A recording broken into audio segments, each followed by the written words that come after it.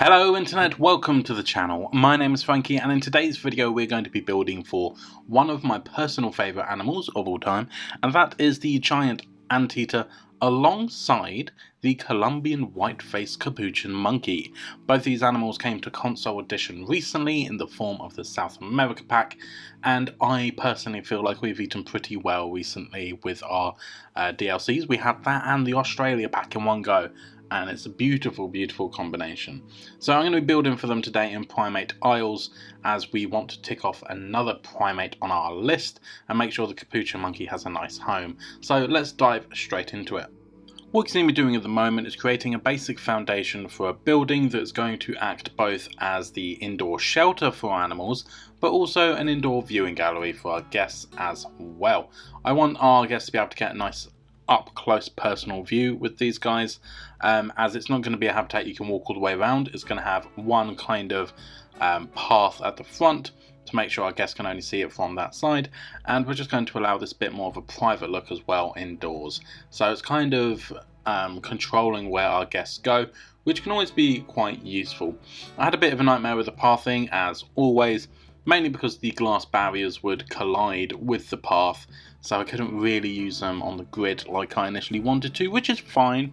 All we have to do is use some glass building pieces instead, and then lay some floor tiles that we deem to be appropriate over the top of our path. And this is just because once I add the staff gate to the habitat, it links up to the path in a very strange way, and it just looks a little bit ugly and not quite as neat as it initially does. So making sure that we have some flooring tiles that go over the top, and you can use whatever type of material you like for this. You can put any building material over the top of the path. As long as it's really low down, it's going to look like the guests are walking over the top of it. You just want to try your best to stop the guests' feet from clipping through it by making sure that your material is as close to the ground as humanly possible. As for the main building pieces on this habitat house, we're using the dark wooden kind of plank pieces from the New World theme, and the reason for that is that it ties into the rest of the zoo. Throughout the zoo we have used these lovely wooden pieces from the New World theme, and it just helps to gain a sense of consistency throughout the zoo and makes it all look as if it's been built by the same architects and whatnot, and it just all fits together quite nicely if you are consistently using the same materials throughout your zoo. So that's something to bear in mind if you're making your own. The consistency really helps the final look of a zoo. We are also going to try and fill the gaps around the door frame using some of the Twilight door framing pieces. The Twilight pack is genuinely one of my favourite packs that we've had so far, mainly because of these door pieces. The wooden planks are lovely, and it helps me solve one of my personal biggest pet peeves about this game, and that is that the door pieces, the wall pieces with a door frame cut out of it, don't fit the habitat gates. They fit the shop doors and the facility buildings, the doors on those, they fit those perfectly, but for some reason they've made the habitat gate a different size, and it always leaves a gap around the side of it. It would just be so useful if we had building pieces that fitted those gates perfectly as well, but we don't, so we have to kind of make do, and it's just a bit of a pet peeve of mine, but we do achieve something kind of okay here by using the planks. Now we do have a little bit of time of me laying the floor pieces that we discussed earlier that I kind of mentioned a bit too early, I think. So I'm going to take this opportunity to tell you guys about a t-shirt that I've just released. Some of you may know that I'm a tattoo artist and I do my own little designs and stuff. I have two t-shirts specifically related to Planet Zoo and this channel now available on my TeePublic store, which can be accessed through the store tab on the YouTube channel page. So if you're curious to see what we have available, we have two t-shirts specifically related to Planet Zoo, and that is one with the logo for Primate Isles on it, and another one of our lovely mascot Floki saying hello internet, as that is how I open every single one of the videos on the channel.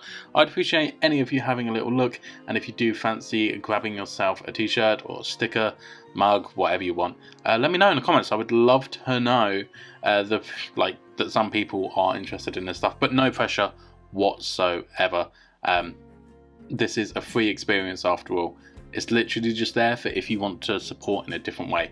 Thank you so much if you do, and if not, like I said, no pressure. Let's get back to the video. And as you can see right now, what I'm doing is placing some educational boards and some benches inside this habitat house, because we want to decorate it a little bit. We're not going to go overboard, but we want to make sure that there is a little bit of stuff going on inside. And we're using these South America Zoopedia education board frames because I really like them, basically. Both these animals are from the South America pack, so it doesn't hurt to be using some of the theming from that pack as well. When it came to doing the roof, we went for the vertical wooden plank roofs, as I think it blends with the wooden plank style of the buildings pretty nicely. And we didn't do anything too fancy, and if anything, it's really impractical what we have done. We've now got loads of rivets on the ceiling, and they're going to fill with water. It's going to cause all kinds of issues for this building in real life. So yeah, not the best, but you know, it looks pretty and that's what counts. I would like to start experimenting with roofs a bit more, making them look a bit more ornate and complicated and stuff, just because that can really elevate a building, and human buildings are something that I'm not too good at. So finding small ways to experiment to kind of increase my capabilities with them is always a good idea. So that might be something that I experiment with soon. Now, to finish up this habitat house, we're going to install a concrete floor where the animals are going to be sleeping, because that makes it a lot easier for our zookeepers to clean up. Having a concrete floor means that sweeping and scooping is going to be a lot easier for them. We're then going to put one of the pre-made climbing frames inside so that our Capuchin monkeys have a little play area as well indoors if they want to avoid the rain. And then we're going to cover the ground in little piles of hay, making sure to vary the sizes of them to make it look as though it's been kicked about by the animals and it's been used.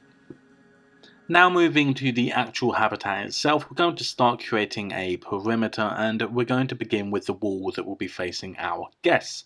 The area that the guests will see into the habitat is going to be made from these temple wall pieces that are also from the South America pack, and I really like these large blocks they're made out of, and I look forward to doing something a little bit more, I guess, experimental in the future.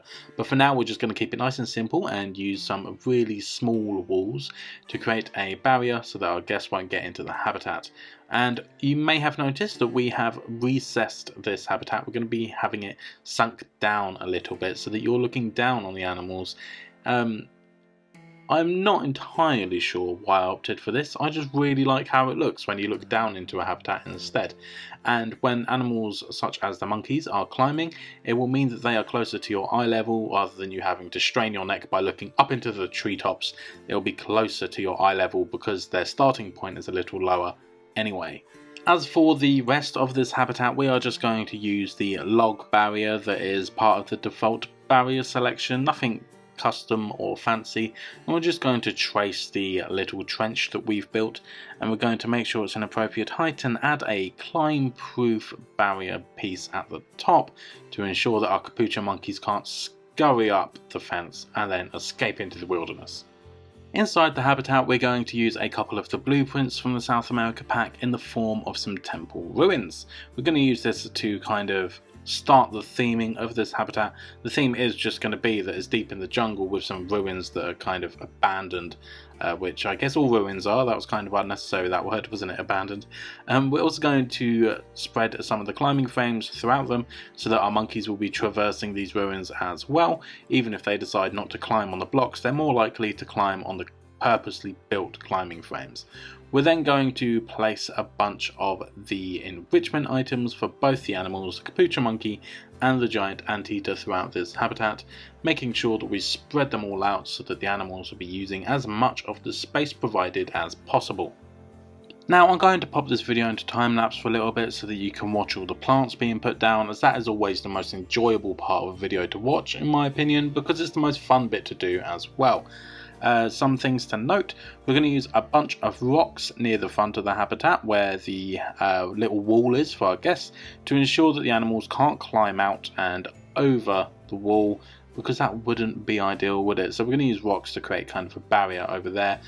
And we're going to use the trees at the back of the habitat. We're going to focus all of the larger plants towards the back of the habitat and then the smaller ones at the front, to really kind of make it a bit more immersive by having it look as though the habitat could expand backwards, as if there doesn't end there. There's more back there that we can't see.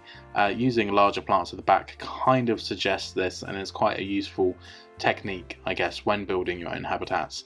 We're also going to use a lot of grass in this habitat, buffalo grass in particular, and what I'm going to do is I'm going to start to place it down, and then I'm going to create a group using just the first two pieces. Then every other piece that I place will be part of that group as well, and when I'm done I can select the group and just sink it into the floor ever so slightly, because I'm not overly fond of how the buffalo grass looks when it is first placed on the ground. It always looks a little better when it is sunk ever so slightly into the surface, so that is a little top tip for you to make it look just a little bit nicer. Now, whilst you sit back and enjoy this botanical bonanza unfold before your very eyes, I am going to head away now and let you just enjoy the rest of the video. Thank you so much for watching, and if you haven't already, please consider subscribing to the channel to see more videos like this appearing in your subscription feed. Thanks for liking, commenting and all the other things, and until next time, I'll see you later.